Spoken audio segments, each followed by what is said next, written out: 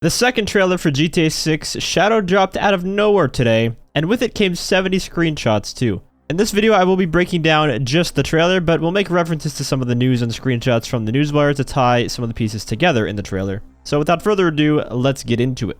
The trailer opens up with Jason on a rooftop. We see a car that kind of looks like the Picador, but it's not because it clearly says Vapid on it. This is Jason's personal vehicle, as we will see it later in the trailer as well.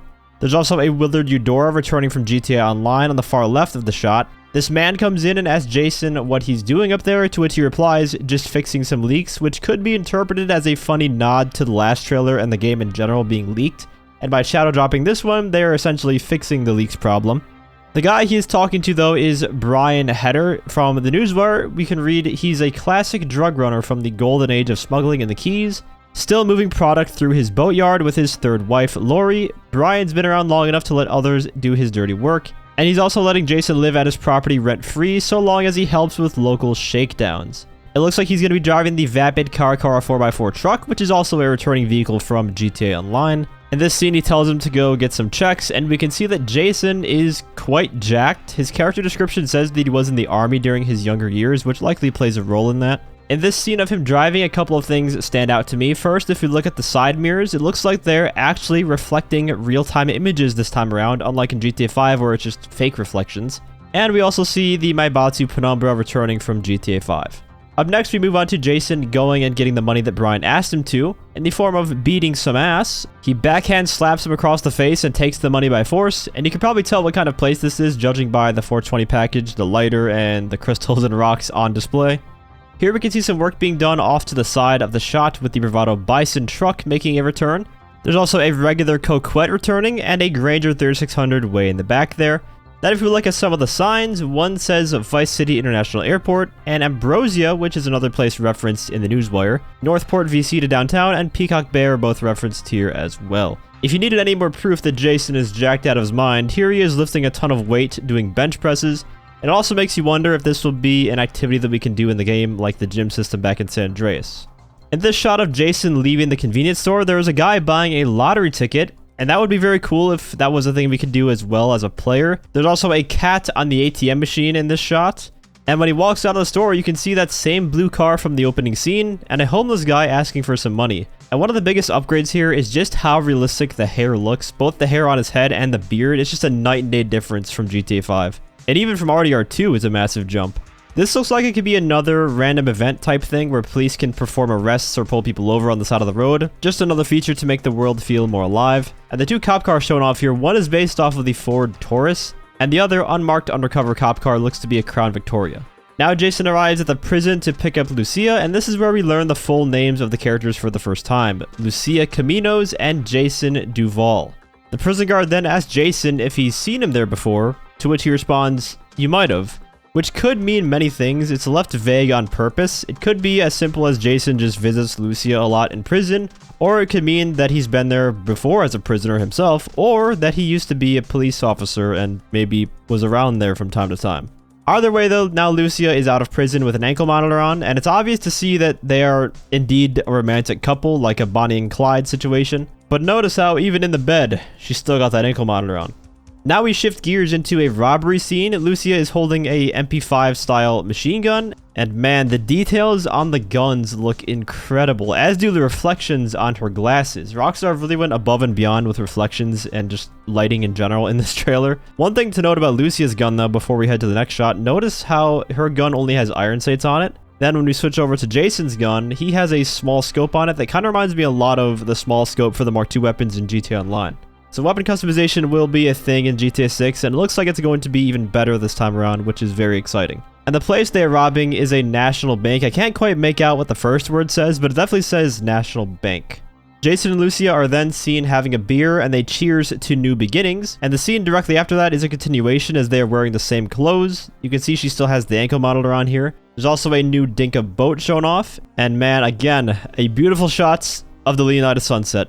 We can see many boats in the background here, a yacht with tons of people on it. The waters look to have way more activity here than in GTA 5 where you just see the random NPC driving a boat once in a while. It'll feel so nice to actually have boat traffic. Here a Dodo seaplane is being loaded with cargo, and judging by the name Brian's Boatworks and Marina, we can assume this place is owned by Brian Heder, the drug smuggler, and that it's being prepped for a drug run.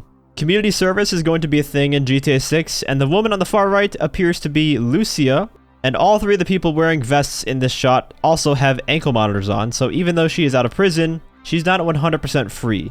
And that's followed up by Lucia saying to Jason that this place is just the start for us. This place, of course, referring to the starting apartment or property that Brian lends Jason in exchange for his work. I'm predicting the beginning of the game, you just play as Jason doing some jobs for Brian in this starting property, and then you pick up Lucia from the prison, and you are tethered to specific areas of the map because of that ankle monitor when you're playing as Lucia.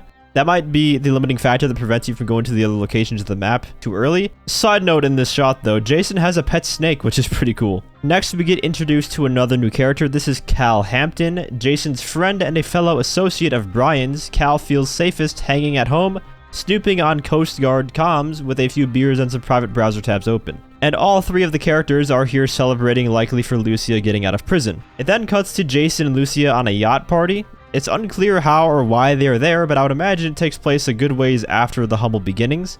Conveniently, we can't see her ankles in this scene to see if she still has that ankle monitor on.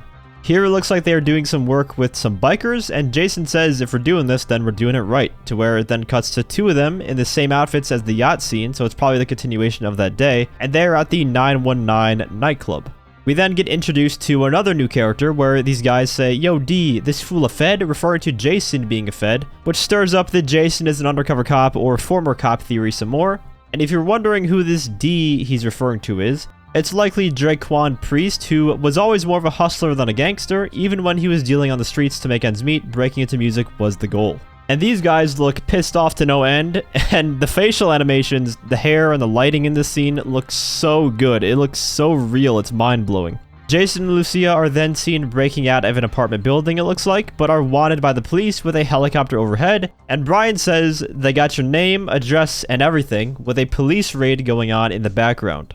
And they put a lot of focus on this cop here, so he's likely going to be some sort of antagonist in the story, or at least play some bigger role in it. But the camera work here in this shot is very sly when he's saying us cops have to protect each other, because the person on the left, well, we don't know who that is. It could be Jason, it could not be. But directly after that quote, it cuts to Jason firing a pistol out of a vehicle, and notice how he actually has his whole head out of the window instead of GTA 5, where it's just your character bending his arm in a weird way to aim the gun out the window. So big improvement there. That brings us to another new character, Bay Lux, and you can tell it's her because of the necklace she's wearing with the BL. She's part of a social media / rap duo with another character named Roxy, and they call themselves Real Dimes. Lucia also has some skills in combat. She's here in what looks to be some sort of a fight club type thing. There's a fence around the area and spectators, so I would assume it's just a fight club, which would be a welcome addition from the Battlegate Tony to have in GTA again, because the fight clubs in that DLC were really fun. I do hope the fighting system is much more advanced this time around. The GTA 5's fighting system was pretty lackluster, and you could just exploit it. Huge explosion in this scene. The revolving grenade launcher from GTA 5 makes a return, and Lucia is blowing up a Buffalo STX Cruiser cop car and a Ford Explorer type of cop car, as well as the Noose van from GTA 5 that can also be seen here. But the real showstopper of this shot is just the explosion effect and how good it looks. Jason and Draquan are here reacting to some sort of video, and the looks on their faces are pretty much the look on my face watching trailer 2 the entire time. This is a crazy scene of, I think, Lucia getting tackled onto a flying plane or out of a flying plane. Lucia is the one in the vest, and I have no clue who the other one is. But they're up a pretty good distance away. If you fell, they'd be dead. And the landing gear is still down, which they're fighting on. And this is so sick. GTA 6 is going to have a Fast 5 style vault heist where we drag it from the back of our car, or in this case, a truck. And I can already tell this is going to be one of the coolest missions in the entire game. Then Jason and Lucia are in this live stream or something with this guy saying, "Vice City, baby." Now this gives us a nice glimpse at some new and returning vehicles. First of all, the old school Banshee makes a return with the iconic blue color with a white stripe down the middle. Behind that car looks to be something of a Porsche. It kind of looks a little bit like the Growler that we currently have in GTA Online, but it might just be a new car. Behind that one is a new version of the Phoenix, it looks like. And behind that one is some sort of Obey vehicle. Then in the middle row, there's a new version of the Shafter with crazy looking rims.